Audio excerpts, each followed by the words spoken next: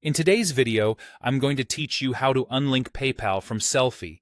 If you're switching payment methods, troubleshooting checkout issues, or streamlining your store, removing a PayPal connection is simple once you know exactly where to go and what to expect. Start by signing in to your Sellfy dashboard. Make sure you're using an account with permission to manage store settings. Otherwise, you won't see the options we need.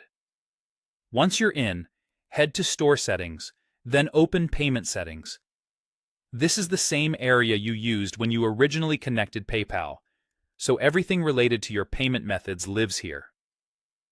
On the Payment Settings page, look for the PayPal section. You should see the PayPal email or account information displayed. If you don't see an email there, it likely means PayPal isn't currently connected to your store and you're already good to go. If the email is present, that's your active PayPal link. To disconnect it, simply delete or clear the PayPal email or account information from that field. Before you do, a quick note. Removing this email disables PayPal as a checkout option for future orders. Past transactions remain untouched in your PayPal account, and your existing order history in Sellfy won't be deleted. If you want to keep a record of the email you used, copy it somewhere secure before clearing the field, but avoid storing it in public notes or sharing it with anyone. After clearing the field, save your changes. Look for the Save button on the page and click it once. Wait a moment for confirmation that the settings were updated. A good way to verify the change is to refresh the Payment Settings page and confirm that the PayPal field remains blank.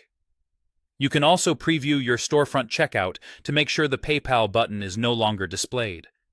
If your changes don't save, double-check that no required fields elsewhere on the page are missing or invalid. Try a quick page refresh or use a different browser if your current session looks stuck. Make sure you're logged into the correct store if you manage multiple stores.